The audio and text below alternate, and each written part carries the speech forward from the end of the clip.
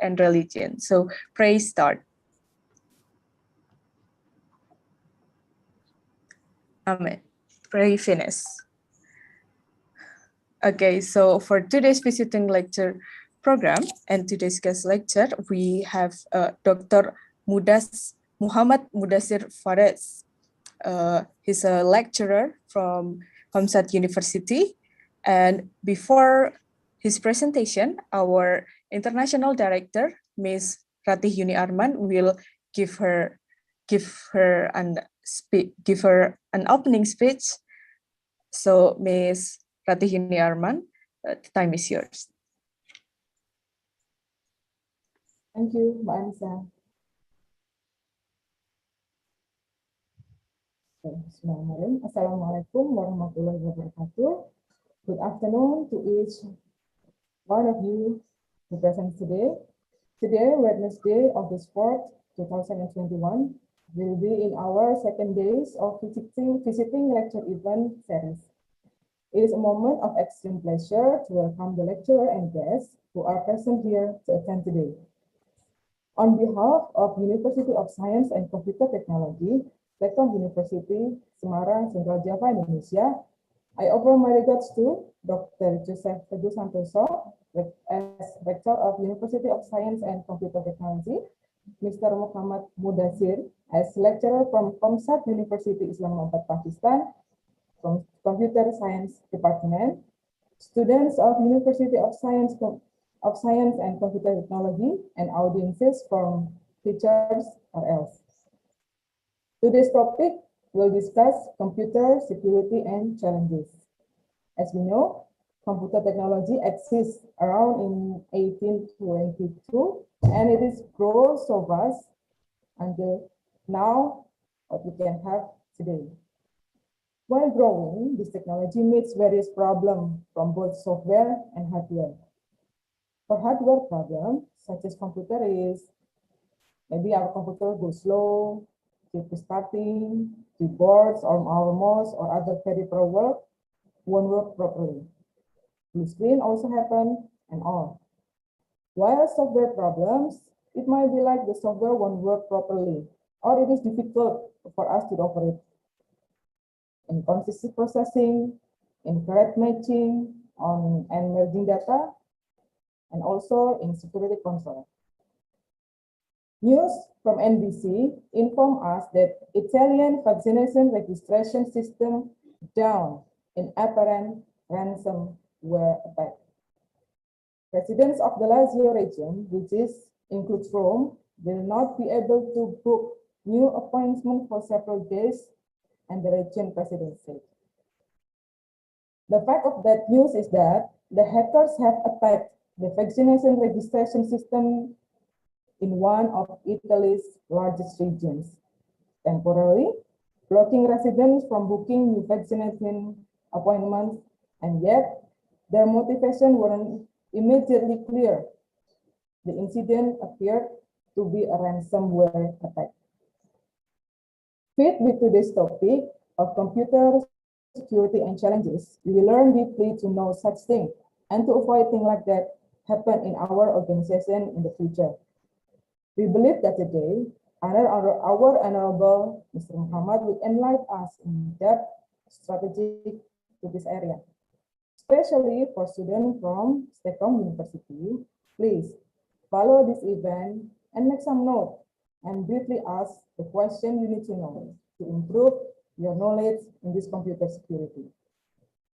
Thank you to everyone who made this event, and may this event goes well in the end of the session. Thank you very much. That's all from me. We may go on, Mbak Anissa and Mr. Muhammad. Thank you very much. Thank you. Thank you, Ms. Ratih. For the next one, we will have the present material from Mr. Muhammad Mudassir Feroz, who is a permanent faculty member of Computer Science Department at Comsats University Islamabad Virtual Campus. His areas of interest include cryptography, computer security, digital forensic, data privacy in public domain, computer networks, IoT, blockchain, and its application, and ethical hacking. Strong education professional with a MS focus in computer and communication security from National University of Science and Technology, and BS in computer and information science from Pakistan Institute of Engineering and Applied Science. So, Mr. Muhammad Mudassir Feroz, you may present your material. Okay, thank you so much, Anisa, and thank you, Ms. Rohiti, for welcoming. And so, good afternoon to all the faculty members who are present in this session and all the students from STEKOM University. Let me start the presentation. So, I share it soon.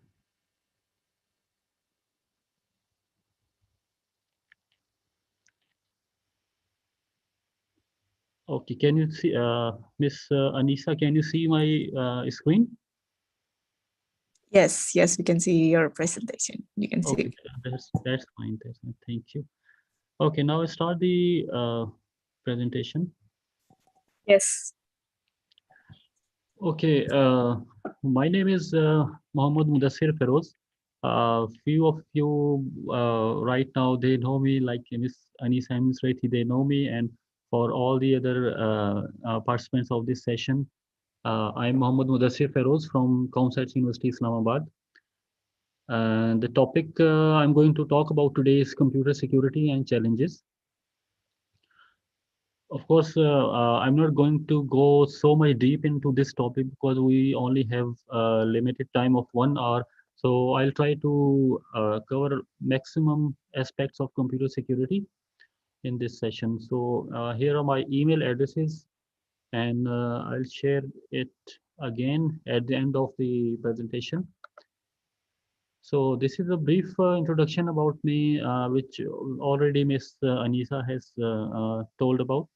I'm working in Comsats University, and I have a BSc Mathematics A and B from Punjab University, Lahore, Pakistan, and I have BS in Computer and Information Sciences and MS in Computer and Communication Security from NUST, which is National University of Science and Technology, Pakistan. And some of my areas of interest are cryptography, computer security, digital forensics, data privacy, computer networks, IoT, network security, and the last, ethical hacking, whenever I get time. So these are the contents of today's presentation. Uh, can Miss Anisa, can you see the heading of contents, or is it blocked by some message? Can you see it? Yeah, we can see it. We can see it. Okay, that's fine. That's fine. Okay, these are the contents of today's talk. Computer security. So sorry, I missed the R in computer. Computer security concepts. Then I'll talk about some security services, and then the challenges faced in computer security, and some aspects of computer security. At the end of this presentation, I'll talk about some security attacks, types of security attacks, and how we can prevent them. Just a brief overview of the area of computer security. Students at the bachelor level, they can get a taste of this domain. So if they want to pursue their projects, finally projects in this domain, so they can have a little taste of this content. And then I'll talk about some security services too. So if we look at this diagram, we see it's a triangle.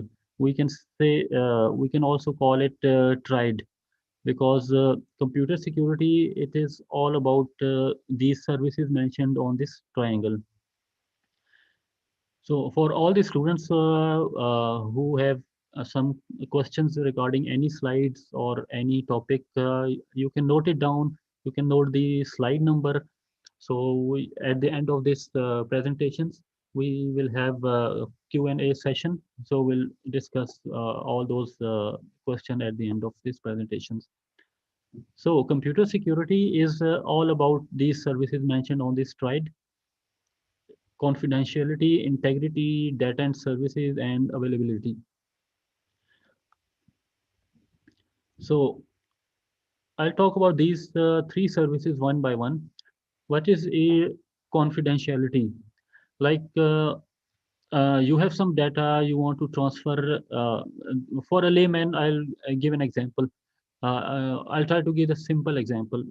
Like one student, he has some information about other student, and he wants to securely send it to other students. So this information should be confidential. Not any third person should know about this information. So his information should be confidential. So he needs to apply this services provided from this computer security. So he needs to make his data private.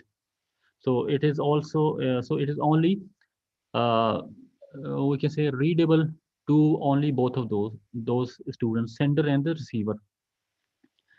So from this slide onward, I'll talk about the sender and receiver. These are two characters in our computer security communications. Integrity is when you send the data uh, before it reaches the destination, it should not be changed. It should not be changed by third person or any hacker, anything like, or the data should not be corrupted. If there's no hacker, your data might get corrupted. So you have to make sure that your data from sender to receiver stays the same. It does not changes. And availability is like when students they check their for example, students check their result on their LMS learning management system.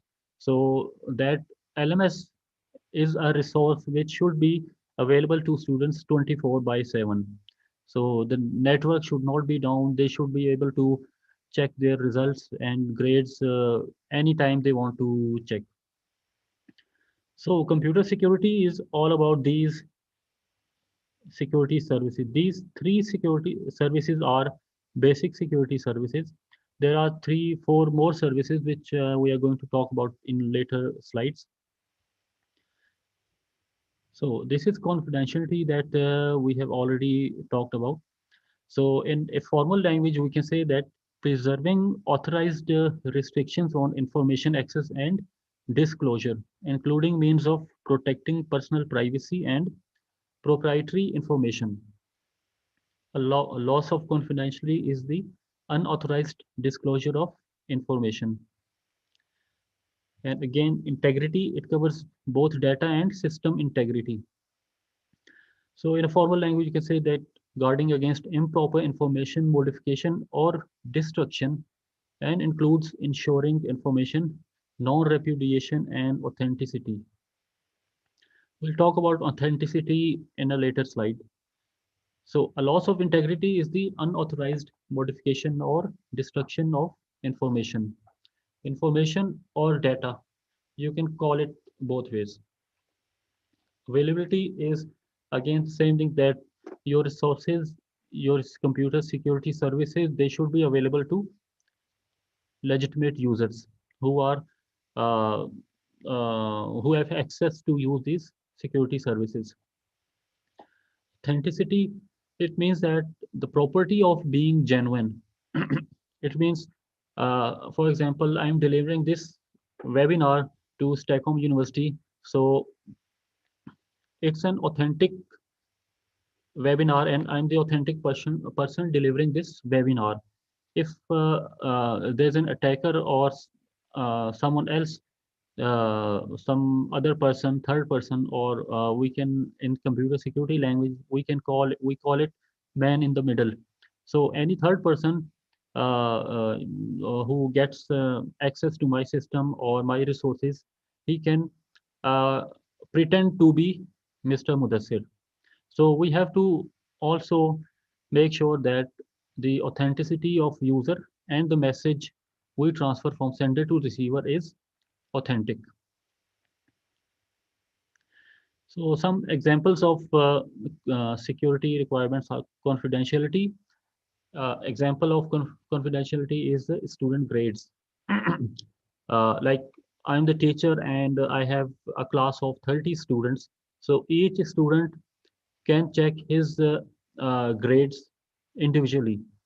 I can check the grades of all students, but not all students can check the grades of each other.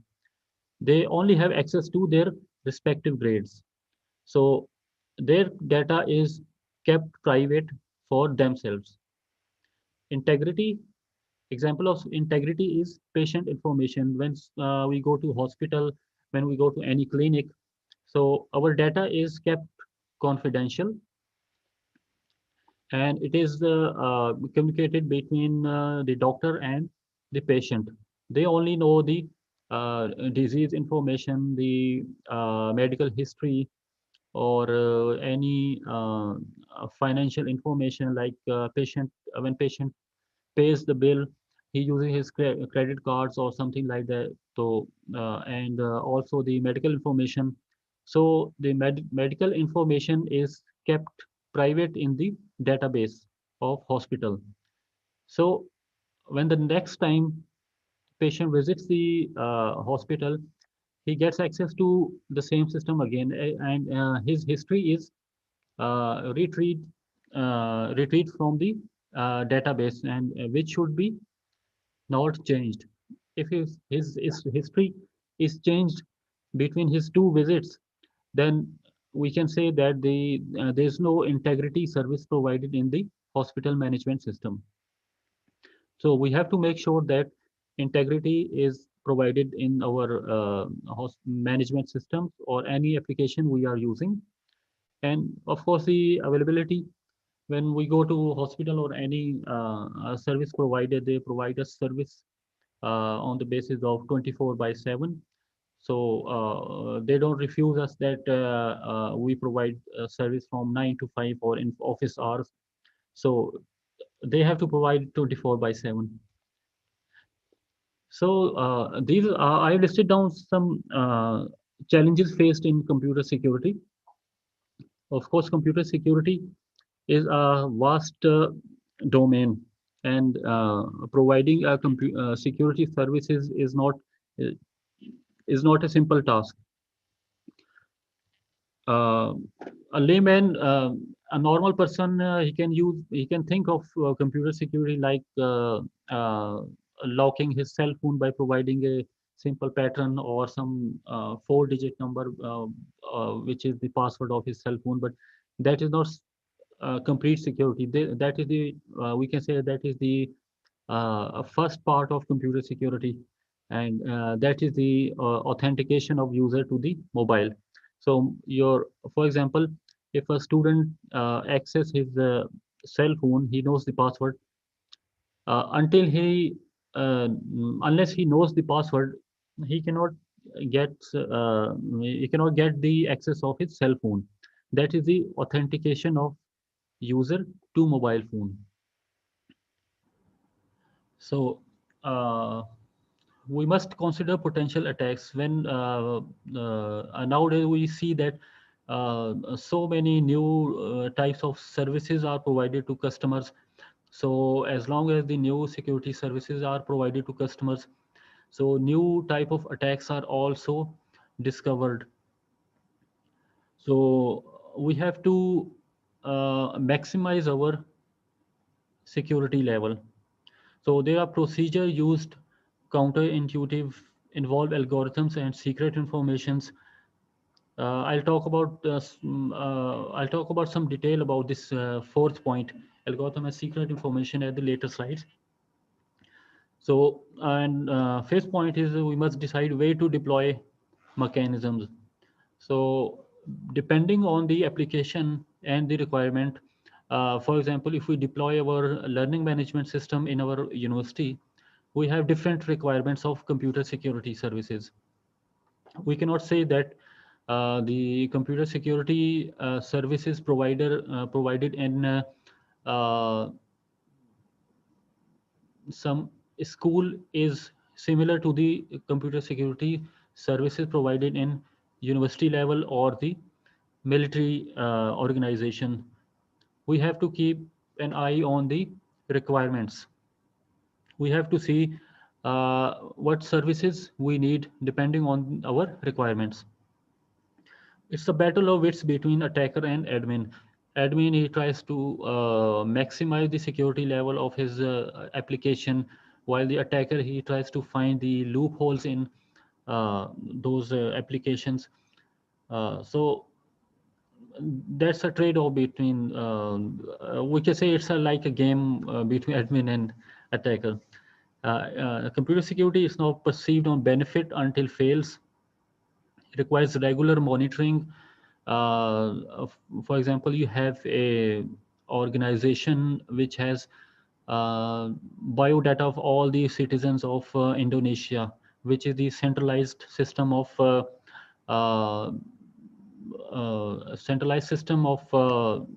we can say it's a government level organization which has all the data of Indonesian people. So there might be some attacks on that system. Maybe some attacker tries to steal the information from that database. So we need to keep monitoring. We need to keep an eye on that system, on the security shell of that system. We need to, security shell is like a cover of that. We can consider it's a cover on that system, which protects from the attacks from the attackers.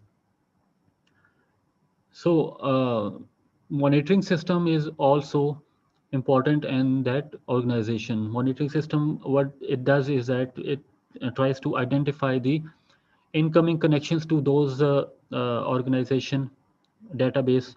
It checks the patterns at the deep level. It checks the patterns, and it checks the incoming connection patterns. Whenever there's jerk in the pattern or abnormal behavior, it alerts the administrator. So they do the safety precautions or the actions which they try use to protect their system. Too often an afterthought and regarded as impediment to using the system. So this is a list of challenges generally faced in computer security. There might be more. There are many challenges depending on the applications we provide to public or any customers.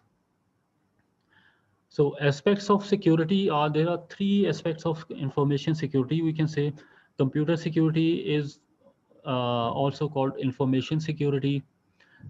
Computer security is more emphasized on the computer system, and information security, it is, we can say it's a branch of computer security which focuses on the information. So how can, let's talk about three aspects of security.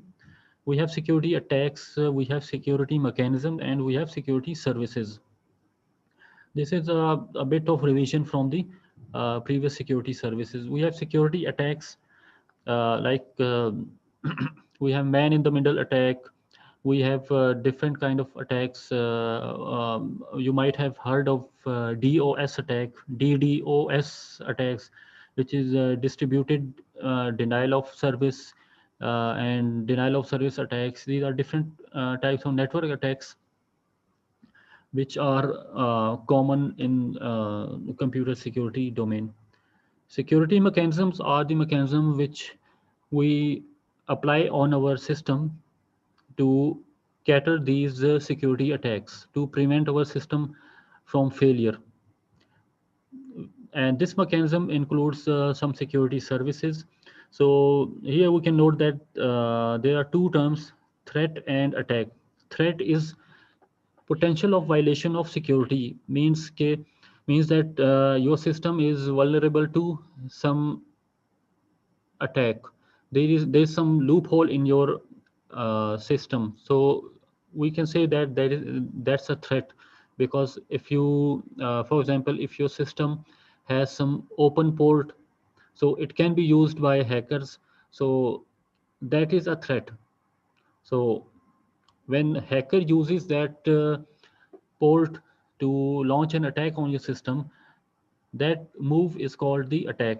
An assault on system security, a deliberate attempt to evade security services.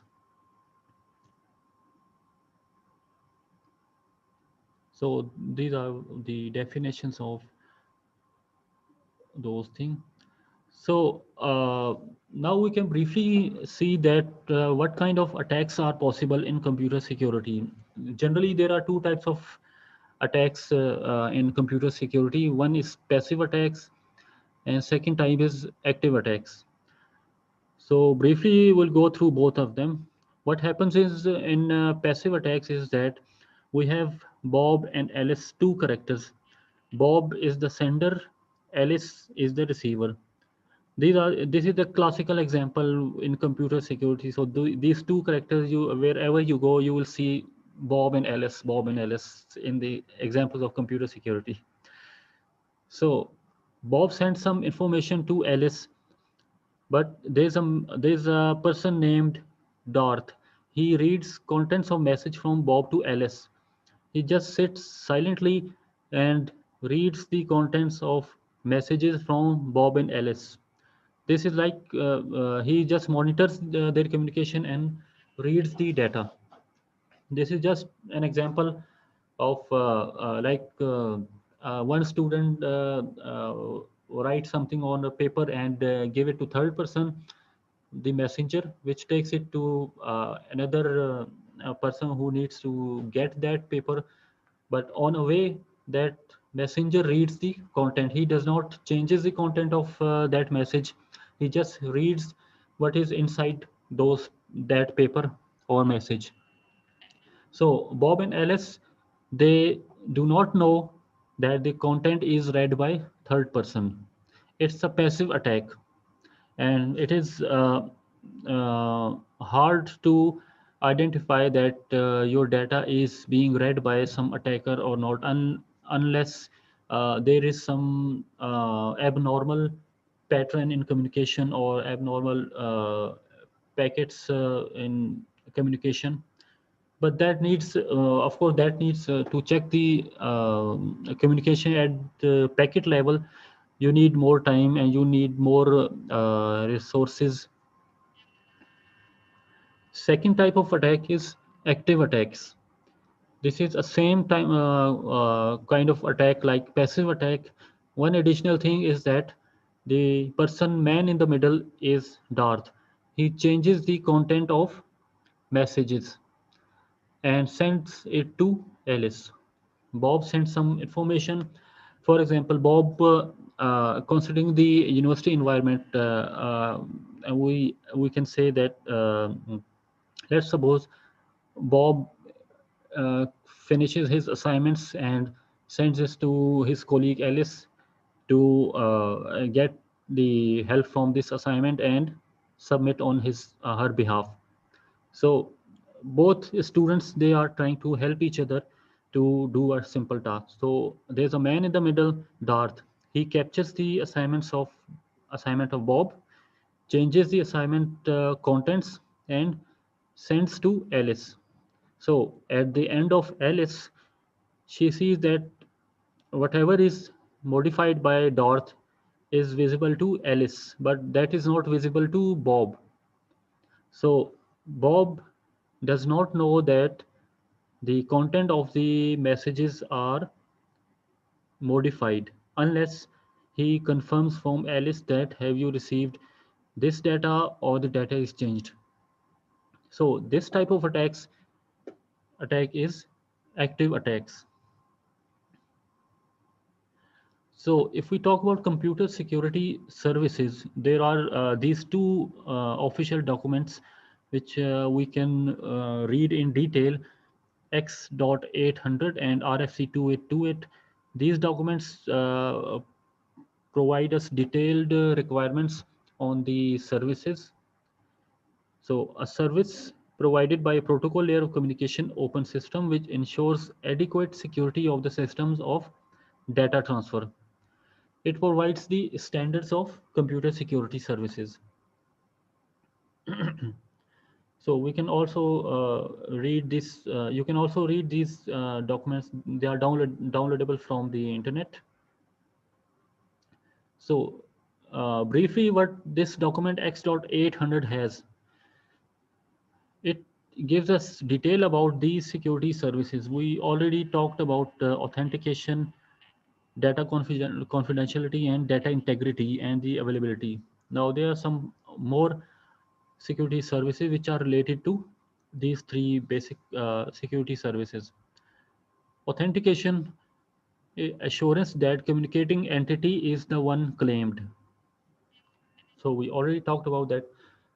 Uh, if we consider the examples of myself dealing with this lecture, we have to assure that I'm the one who is speaking and delivering this webinar. There is no other person who is doing voice, using my video and doing the voiceover.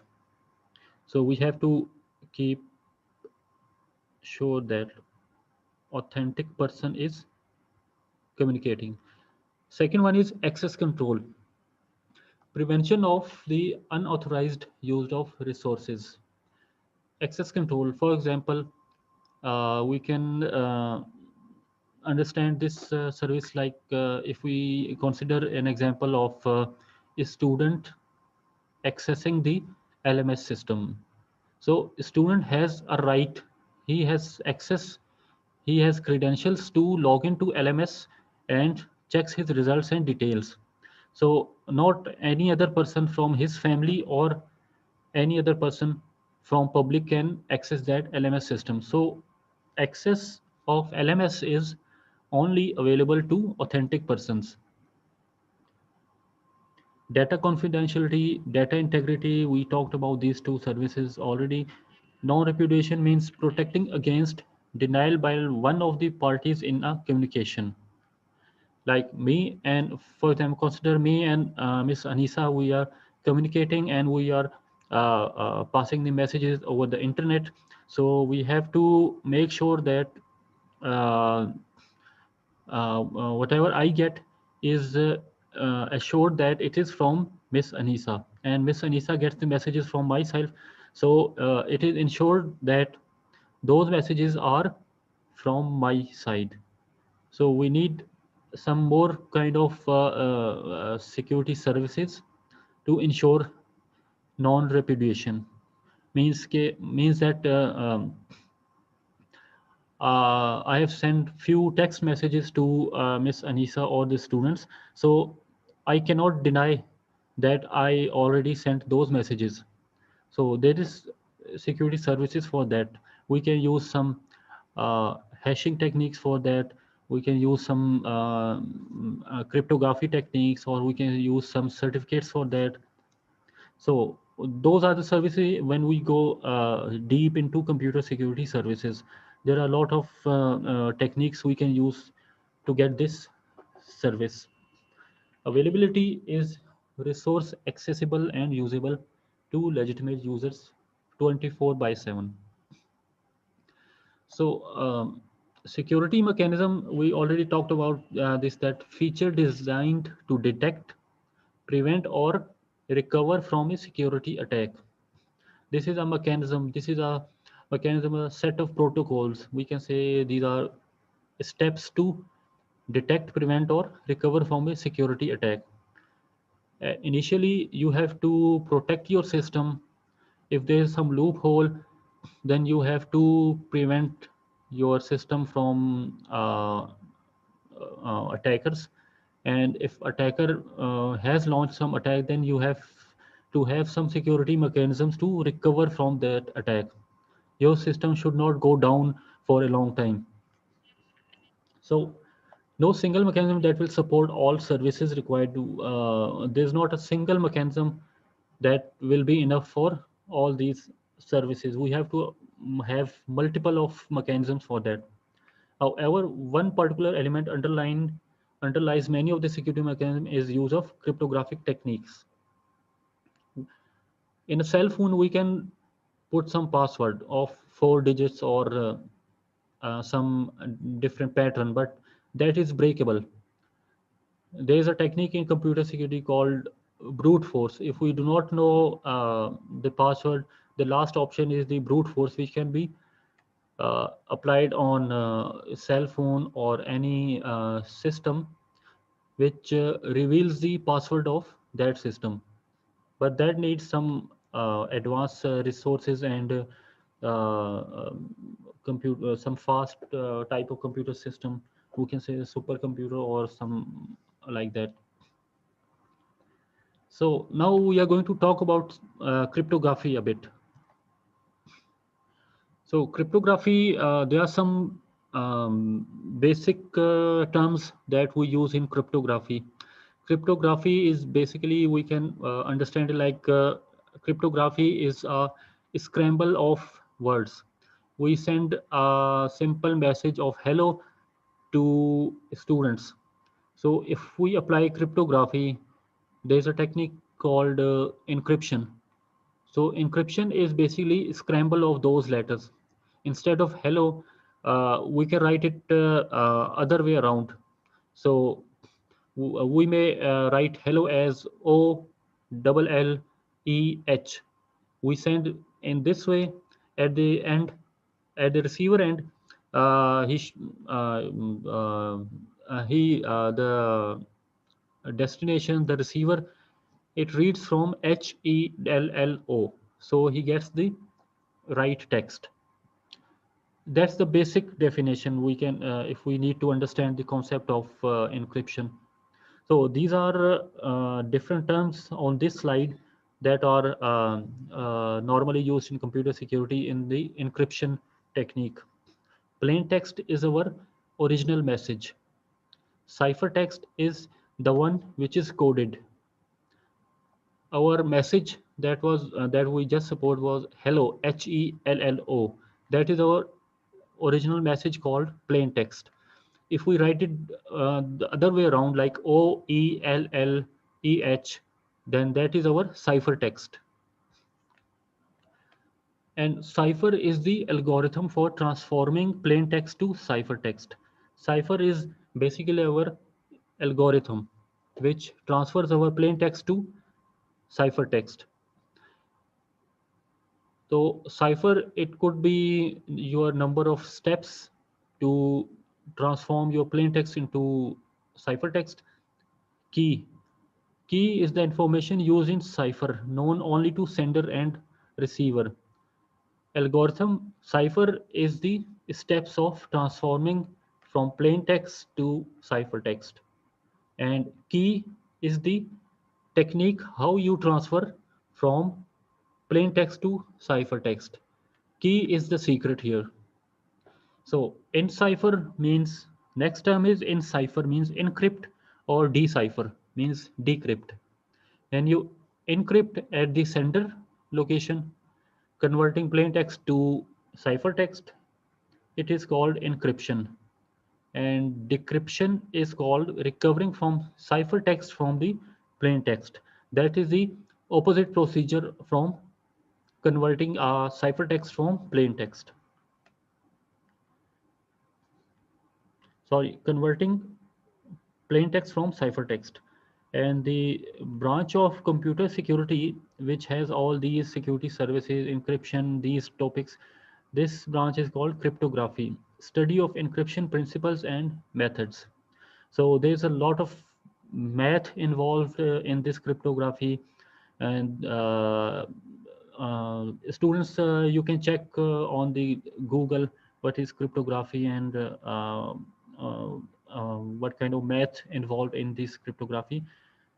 There's another branch, cryptanalysis, which is the study of code breaking, study of principles, methods of deciphering ciphertext without knowing the key. Well, we can say that this is the approach of attackers. Cryptography is the approach of administrator, and cryptanalysis is the approach of attacker or ethical hackers. They try to break the system by, if they know the key, that is well and good. If they know the key, then all the system is compromised. They get access to each and everything. If they do not know the key, they try to guess the key. And for guessing the key, there are certain techniques they can use. And cryptology is a broader term. It is the field of cryptography and cryptanalysis both. So cryptology is at the top, and cryptography and cryptanalysis, these are two branches of cryptology. So we can consider a model of network security, just like we already discussed when we were talking about the example of Bob and Alice. So starting from the left side, we have a sender which has the message. Then a small circle is the secret information. This is the transformation of plain text into ciphertext. So this is the transformation, and at this point, all the security services are applied, whether you need confidentiality, whether you need integrity, whether you need authentication of the user, whether you need the integrity of the message, authentication of the message. All those security services are applied at the sender side. So after this transformation, we have a secure message. This is the ciphertext. This is the ciphertext we have converted from the plain text. Now this pipe-like shape is the information channel.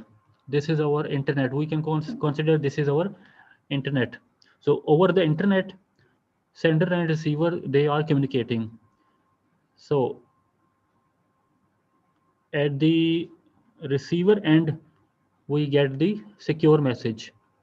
After passing through the information channel, we get the secure message, which is encrypted, which is maybe added some hashing value or some integrity, or maybe whatever the application security service applied, we get at the receiver end. When the receiver gets this secure message, it does the opposite actions, opposite actions of the sender actions, which he applied on the plain text to transfer from plain text to ciphertext. So at the receiver end, we get secure message. Then all the security related transformation is applied in reverse order. So message was encrypted at the sender end. Now at the receiver end, it will be decrypted using the secret information. So receiver gets the original message. But here we have to mention that this secret information, we have to suppose that this is shared by the third party before the communication, because this secret information is our key. This is the key to our uh, we can say this is the key to our encryption algorithm. So in this model, we have considered that this secret information is already shared between sender and receiver. They both have this same same kind of secret information, which is called key. And here I would like to mention that sharing of this secret information is also a challenge in computer security domain, because there are so many ways that attackers can compromise this secret key, and they can easily decrypt the message. So having a same key on both ends, on the sender end and the receiver end, if they both have same key, same private secret information, then this type of encryption is called symmetric encryption. It means that they have a single key which is same distributed to sender and receiver prior to their communication. So they can use the same key, which we can suppose it's a 128-bit random number, which is the key which is shared to sender and receiver. So whenever sender and receiver, they need to contact each other, they use that secure key information. It is common to both. All classical encryption algorithms are private key. I'm not going to, I've not prepared any slide for the classical ciphers, but I can name, there are some Caesar cipher, mm, there are some basic cipher which are classical encryption algorithms. So we don't need to go into those algorithms. Okay, there's another type of encryption which is called asymmetric. So this is the model of symmetric encryption. We have, starting from the left side, we have a plain text, which is X. Then we apply some encryption algorithm, for example, AES. AES is also encryption algorithm. It is also used nowadays. DES is also used. So, but many of them are already broken by attackers or some scientists. So, after the plain text, we have this secret key shared by sender and receiver, which is the K. This is the key which is common to sender and receiver. So we apply some encryption algorithm. So in mathematically, we can see that our cipher text Y is equal to the encryption algorithm, which is encryption function, which applies on K, the key, and the X, which is the plain text. Then we get X, we get the ciphertext Y. So at the receiver end, we get this ciphertext Y. We apply decryption algorithm on this ciphertext and the same key, which is shared to sender and receiver, and we get our plain text back. So for the symmetric encryption technique, we have two requirements. We have encryption algorithm and a secret key known only to sender and receiver. So generally, our algorithm is known to public. Anybody can know about the encryption algorithm, but the secret is the key. It should only be known to sender and receiver. And in computer security, it's a general trend. We can say that the algorithm is kept public while the secret key is kept private. So these are two mathematical functions we just saw, and the last point implies a secure channel to distribute key. This is important. Sometimes sender and receiver, they can mutually decide the key, or sometimes if the sender and receiver, they are far away from each other, then they need a third person or the third entity which provides the key to sender and receiver. So this was all the presentation from my side. If you have any questions, we can talk about those questions, and these are my email addresses. That is my WhatsApp number, my LinkedIn profile. I couldn't put my Facebook profile, but you can find me with this name on Facebook also. So I'm open for any question and discussion. If you guys have, if any students wants to talk about anything. So dear Anisa, this is from my side. Okay, thank you. Thank you. Okay, thank you, Mr. Muhammad. So we already have a student who wants to ask question, but can I just give a little summary in Indonesia in bahasa just for like 1 or 2 minutes? Is that all right? Yes, sure.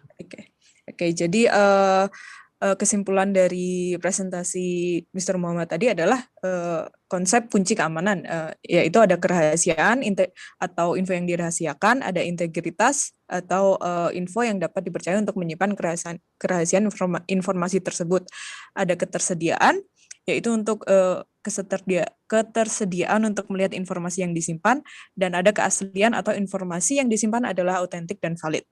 Tantangan dari keamanan komputer ini sendiri adalah ada yaitu rumit, ada potensi penyerangan, melibatkan algoritma dan informasi rahasia, ada perlawanan antara admin dan penyerang, membutuhkan pengecekan berkala, dianggap dan salah satunya dianggap penghalang untuk menggunakan sistem. Dan masih banyak tantangan dari keamanan atau keamanan komputer atau security komputer yang lain.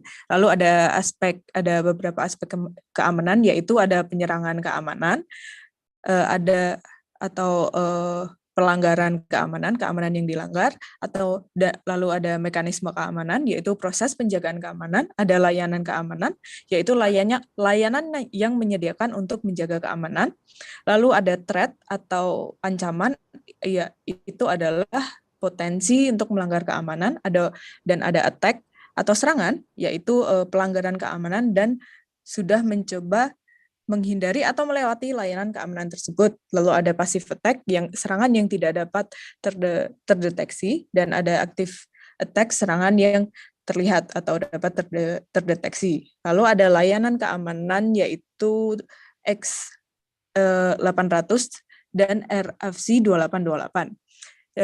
Lalu yang terakhir adalah beberapa istilah mekanisme keamanan, yaitu ada plain text atau pesan asli, pesan orisinil, ada ciphertext yaitu pesan yang berkode, ada cipher yaitu algoritma untuk mentransformasi plain text ke ciphertext, lalu ada key yaitu informasi yang digunakan untuk cipher, lalu ada encipher atau encrypt yaitu mengubah plain text ke ciphertext, ada decipher atau decrypt yaitu memulihkan ciphertext dari plain text, lalu ada kriptografi, yaitu ilmu mempelajari metode atau prinsipal dari encryption, lalu ada cryptanalysis atau code breaking, yaitu ilmu mempelajari prinsip atau metode decipher ciphertext tanpa key atau kunci. Lalu yang terakhir ada kriptologi, yaitu ilmu yang mempelajari kedua-duanya, yaitu kriptografi dan cryptanalysis. Lalu now we are going to the Q&A session. We have someone here who wants to ask you a question. Okay, I'm sorry. Sorry. Okay. Okay, you can go ahead. You hear me? Yes. Yeah, yes, I can hear you. Okay, I'm open to question. I'll try to answer all your queries, hopefully. Okay. Let me introduce myself. My name is Rajeshwari. I'm a third semester student of STEKOM University, majoring in information system. I would like to ask some questions, not only one. The first one is every company has a post-attack recovery procedure? Because as we know that recently there are some company which get attacked by ransomware, they have to pay some amount of money to the attackers. If they have the post-attack recovery procedure, then why they have to pay to the attackers? Why couldn't they get their system back by their own? That is my first question. Okay, let's answer by one. Okay, Mm, so I don't forget the questions. okay. Okay, last year when this ransomware got discovered, I also faced this, and I had an experience with one of my friends. His computer, all the data was encrypted with some unknown algorithm, and there was nothing known to him, not the key, not the algorithm. So it was from the internet. So um, one thing we can do is that we can secure our system as much as we can. If we cannot, then if this ransomware is uh, has compromised our system, then even if we follow the text file they leave on our system, they it says that go to this website or use the Tor browser and pay this much amount and you will get the key, but you will never get the key. That's surety, you will never get the key. They just try to get money from victims, and they just disappear then, and they do not respond. So we can, what we can do is we can maximize the security of our system. We can use firewalls. Well, at the level of at the your level, like you're in third semester, you can have software firewalls, but at the organization level they can have hardware firewalls. So they can do multiple techniques to ensure that they're they are protected from ransomware at least. But once you are affected by ransomware, uh, till now, I have not seen any solution to recover that data. What we can do is to, whenever you detect that your system is affected by ransomware and your data is encrypted, first thing what I do is that straight away disconnect yourself from internet. Okay, so that's the first safety precaution you can do.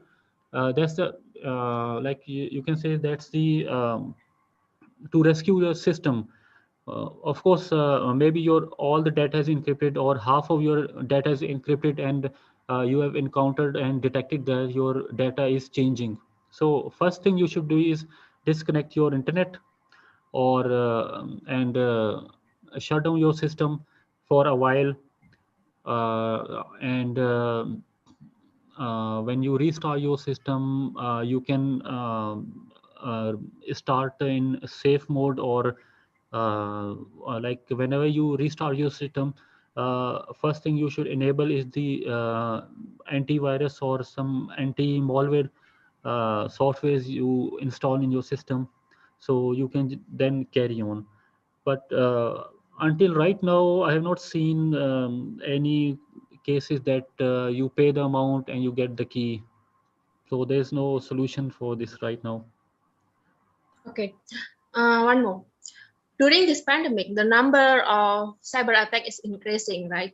Then what is the motive of attackers? Is it only about money, or it is because during this pandemic, most of employee is work from home, right? So it creates something like lack of security in their system. Hmm. Well, the basic motive of attacker is to steal your information, steal your resources. Uh, like if any attacker attacks the university system, they and considering the environment nowadays, everything is online. Your exams are taken online. uh, Maybe your exams are prepared by faculty member and they are stored in the database of your university. So the motive of attacker would be to steal those question papers. Mm. You get the point that their motive is to steal the resources, information, which they can reuse for their benefit, or they can steal your resources, or they can use for their own purpose. Like recently, I was investigating a Chrome extension. I don't remember the name, but maybe I'll later on check and confirm its name. That a Chrome extension, it uses the power of your CPU, which is when it is connected to internet, and that power is used for the mining process over the internet for for hackers. So there's a tip that whenever you install the third-party Chrome extensions or softwares, so always install from the credible resources. Okay. So that's the motive. Okay. So what do you think? Which aspect is the most vulnerable thing in IT security? If I say that human resource is the most vulnerable thing which can threaten the IT security, do you agree about it? Yeah, somehow because humans are the attackers. Basically, we are all humans. Some turn. Humans internal organization can be the Yeah, sort I'll go to of that point. yeah. I got your point. I'll go to that Yeah. point. Hmm. So basically, we're all humans. Some turn into attackers, some turn into organizational CEO, some turn into the administrators of CEO. So the main threat to organization is the internal employee, Hmm. which is currently working in that organization or resigns. After he resigns, that is the most vulnerable person for that organization, especially if he's from the IT department. So he's the most vulnerable person to that organization, because he knows the inside of that organization. He knows the networks. He knows how many systems are using. He knows what operating systems are used in those systems, and and most importantly, he knows what security level they have implemented in their organization level. He knows these loopholes of that's their security level. So I agree with you. Okay, thank you. The last one, you said about passive attack and active attack. Can I conclude that the passive attack as a hacker and active attack as a cracker, because there is a difference between hacker and cracker? Yeah, exactly. You're right. Cracker is the one who tries to Right. break your system and uses that information or changes it. Mm-hmm. So you're right. You're right. We can say that. So yeah, I think you have clarified both terms very Okay. nicely. Mm. Thank you. That is my question. I think it's enough. Thank you, sir, for Yeah, answering. thank you. Thank you so much. You're most welcome. I hope I have answered all the points. Yep. Thank you. I got it. Sure, no problem. If you have any more questions after the presentation, you may email me or contact me through any means. Okay. Thank you. Mm, welcome. Thank you, Ms. Rahes.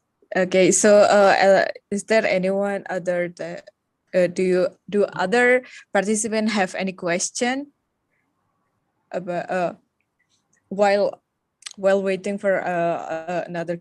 Oh, we have from Oh, yes. we have a very nice view.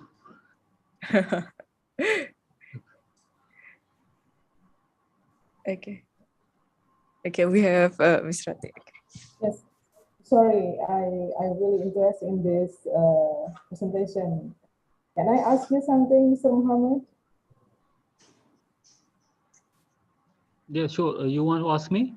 Yes, yes. Yeah, sure, sure. You see, our phone, as we know, is connected to internet 24 hours and not stopping, right? We keep carrying our phone everywhere, everyone we like. Say, please give us some kind of tips, perhaps a simple one, not too technical in answering, because see, mostly that we need to secure our cell phone from the security area. So please, would you please give us tip we can keep our phone secure, because there are data files and other important thing in our cell phone. Thank you very much. Yes, your question is very relevant to this talk, because the basic system, whatever we have, is the cell phone, right?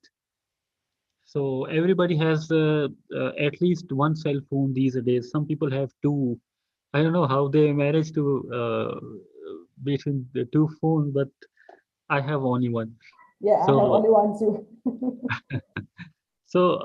I think there are some security levels in our cell phones.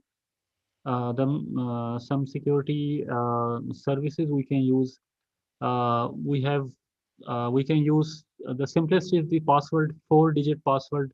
We can use different pattern. We can use a pattern lock, or we can use fingerprint lock. And I think there is another thing. We can also install the applications like earlier I mentioned the software firewalls, or something like that. But again, we have to make sure that those applications, they do what they intend to do. Like they should secure your cell phones, or another feature I was using my cell phone is the second space. Uh, some Chinese mobile have this option. You can use the second space even if someone unlocks your phone. Then there's another level of access to your system, that you separate your main space to another one, which is the dummy one. The second space, when someone else accesses your cell phone, he sees the second space, which you have created as a dummy. Your real space is the behind that space. So you don't need to just go into deep and code for this thing. There's an option in Xiaomi mobile phones, in Chinese mobile phone, that you go to enable the second space option, then you put your password, and you get into second space, and you can restrict your data which is visible in second space. So you can also use this one, but the main thing is that you can use even if you use normal screen locks or pattern, that is breakable when we go to the Linux world. So that is nothing. So we can bypass all those things. Even if you if any of you must have heard of Backtrack and Fedora. These are the Linux of different flavors, which mostly hackers and ethical hackers and different people, they use for network penetration testing and etc. So uh, even if your mobile phone is kept in front of you like this, silent on the table, your camera is off, there's no blinking in the camera, uh, but they can get access to your camera and take your photos, and you don't know. So uh, one more tip, I think whenever you need to use the internet, then enable the internet. Otherwise, keep yourself disconnected from the internet.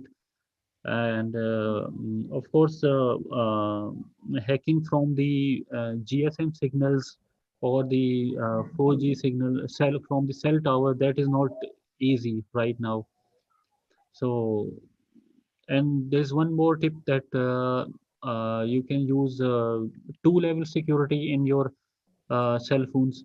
So that is specific to the phone manufacturer, whatever they provide you. So Okay. these are, Yeah, a little bit I understand. But how do we know that our phone is being hacked or not? How do we know that our phone is safe? Is there any symptoms or is there any, I don't know, yeah, symptoms, yeah, maybe, to find out whether our cell phone is safe or it's being hacked by someone else? How do we know that? yeah, I think before going to cell phone, I would like to mention that there was some computer virus. Maybe you experienced earlier or not, that when it gets into your system, your CPU gets busy. Your laptop fan is always working and working. It gets heated. But when you go to control panel and you go to task manager and you check your CPU usage percentage, it goes above 90%. So that is a sign that your computer is affected with a virus. So because generally your CPU usage is below 5%, it is considered normal, unless you're running some heavy software or something like that. So it goes like 40, 50%, but then suddenly it drops to 5%, 6% like that. So similar symptoms you can check in your mobile phone. If your mobile phone is put on the table and it is getting warm, it is get heated, or it is frequently hanging, then it is affected with some virus, etc. So you can also install antivirus in your mobile phones. So these are systems you can, but you need to investigate. So you have to use some tools, some software or some applications if you want to deeply analyze your cell phone. Thank you very much, Mr. Muhammad. Thank you. Welcome. I hope that was fruitful. Very, very, very, very, very useful for me and others also, I believe. Thank you very much. Yes, Okay. I hope all yes, I hope all Okay. the students are getting these points. Okay, Miss Anissa, can I know what degree programs are the students from? Yeah, mostly it would be from information technology and computer science. Okay, It's one of our favorite, bachelor, right? but program. So we have another person wants to ask. Is that Yes. okay? Yeah, sure. No Okay. Okay, hello, Okay, go Mr. ahead. Okay, hello. My name is Aziad, but I'm not computer science or computer technology. My major is design graphics, but I joined this to get some more information. Use of computer is increasing, especially since the COVID-19 pandemic, as my friend Regis cited on her question last. I just want to ask about the periodic check that you have cited on your previous PPT slide. Because it's also important action to take on this. So currently, there are so many computer threats, and of which I see most often is phishing or phishing attack, and such as mass email that are sent from stores that appear to be reputable, but that used and then misused by cyber criminal to steal data. And this email is not come to spam inbox, but that email is come to my inbox in email. So what should I do to respond this? Because sometimes email like that is that looks safe, but actually make our computer devices get virus or malware like that. Okay, can you help me? Okay. What I understand from your question is that you get some spam emails or No, some no, no. This is phishing email. That is phishing mass email. email. Yes, but that is not come to spam email. But that email is come to my inbox, so I cannot filter that. Hmm. Okay, Thank you. you're getting some phishing emails which look similar to some known website. Like you get an email which is similar to your university email address, but and you want to uh, like act upon it. Uh, you want to know how to deal with it, right? Yeah. Okay. Okay. Phishing emails is another way of stealing your information. Like phishing, yes, phishing email is another way of stealing your information.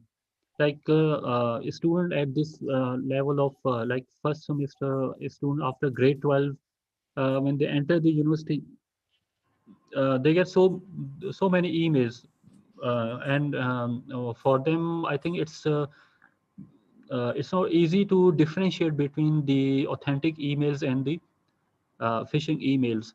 So even in the organizations, people get phishing emails regarding their credit card details. So one check is that first you check the sender email address. You don't you just open the website, open the email, check the sender email addresses.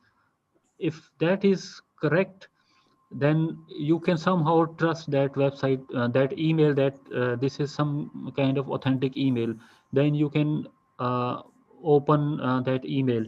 So in many cases, there are some pictures in that email which display you some promotions about something, or something like that. But keep an eye when you get an email which has an attachment of PDF or any malicious type of file which is not known to you, like a text file or anything attached in the attachment. Do not download those attachments. So that kind of email would be a phishing emails, or something, some email in which they ask for your credit card information and the password. So uh, do not open those links. Even if you open those links provided by those phishing emails, do not provide your these credit card details in those emails. Always use the links from the authentic website. Like you have a credit card of a specific bank, let's say Indonesian National Bank.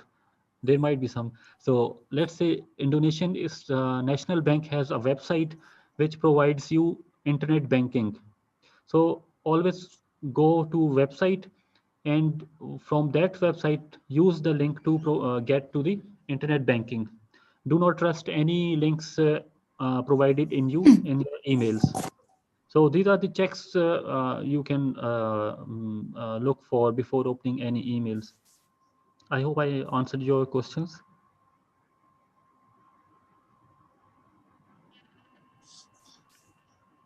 Your mic Okay. is mute, I think. Okay, okay, that's fine. Oh, I'm sorry. Okay. Okay, yeah, but it's okay. But some emails is look authentic, like as officially email, and then maybe that is make us just to click or open that email, and then finally, yeah, we get the malware and other. Okay, but thank you so much. Welcome. Welcome. Thank you. Okay, okay, Okay, Miss so Is there any more question, or should we wind up now? Actually, Rajesh Ferry have another question. Do you want to answer one more question from her, or this would be the last question? Okay, let's take a last question. Okay. Let me see. If there's any more Yes, questions, they yes. can email me. No issue. I'll reply on Okay. that. Okay, this would be the last question, and if other participant have another question, they can email you directly. Yeah, Okay, they can so email you, WhatsApp me, and sure. okay, okay. So Ms. Rajesh, can you make it quick? Thank you. Thank you. Sir, you said about the encryption and decryption. So if somehow attackers can do decryption, then application which implement the encryption method, it's not secure 100%. Mm-hmm. Yeah, is it true? Yeah, security. Let me just give you the statement that any system is not secure unless it is powered off. Mm-hmm. So once you are connected to internet, no matter how many level of security you have implemented, if attacker has decided to breach in your system, he will do it sooner or later. So we can just maximize our security level. It's not always 100% secure. Can I mention a name of application, if you don't mind? Is it? Name of application No, for I what? want to ask something about applications such as WhatsApp and Telegram. What is the difference between the two applications? Why some people say that Telegram is more secure than WhatsApp? That is my question. I had a chance to check briefly about the differences between these two applications. So one thing is that I think Telegram is the open source application, and WhatsApp is owned by Facebook owner. So WhatsApp provides you end-to-end encryption, and Telegram provides you. I think Telegram also provides you end-to-end encryption.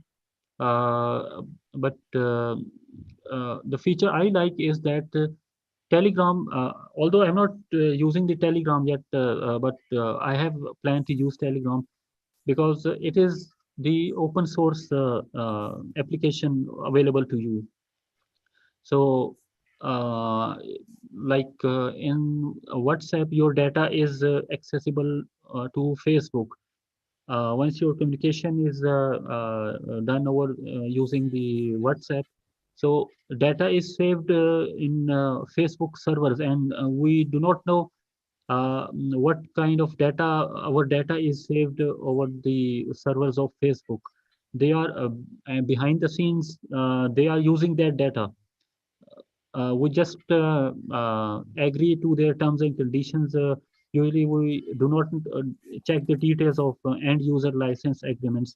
So Facebook uses our data. They know exactly what kind of content Pakistani people are interested. What kind of for example, at the basic level, what kind of greetings Pakistani people uses, what kind of greetings Indonesian people using WhatsApp. So they know these patterns. All the data is saved in their servers, so they can use it. Okay, thank you. So the main difference is the features. Whatever you like, if you like the features of Telegram, you can use that Telegram. But some people say that Telegram is more secure if both of the vendor is using end-to-end encryption, then why WhatsApp is not secure instead of it is the owner by Facebook? One thing is that it is owned by Facebook. They know your data. Second thing, we can check that what is the encryption algorithm is used in WhatsApp and the Telegram. Maybe Telegram uses more strong encryption algorithm. I still need to check that. I didn't go into detail. Okay. Okay. Thank you. That is enough. Thank you for answering. Welcome. You're most welcome. Thank you. Okay, thank you everyone. So that is the last question for today's lecture. And thank you, Mr. Muhammad. Thank you, Mr. Muhammad. That was such a great material. And maybe we can have another collaboration, maybe later. I don't know. If you're up for it, we would be honored to have you. Yeah, thank you so much. Thank you, Miss Rethi and Miss Anisa. Thank you so much, and thank you all the students. And I've given my detail in the presentation, so any students, they can contact me for any research ideas or anything they want to discuss from this presentation or from outside of this presentation. They are all most welcome. So thank you so much. Thank you so much, Miss. Yes. Okay. Yes. Thank you so much. Thank you, Mr. Muhammad. That was it for today's lecture. I apologize if there are any mistake, and thank you everyone for participating. Thank you, Mr. Muhammad, for giving the material. Thank you for all the students who asked in the Q&A session. Thank you for our international director, Ms. Ratih Yuni Arman. So that's for today's lecture. See you tomorrow for this guest lecture series. I'll see you guys tomorrow. Thank you, everyone. Thank you so much. Thank you. Thank you, everyone. Thank you. Thank you. Thank you, Miss Anissa. Thank you. Thank you. I'll see you guys tomorrow. Thank you, guys. Yes. Thank you.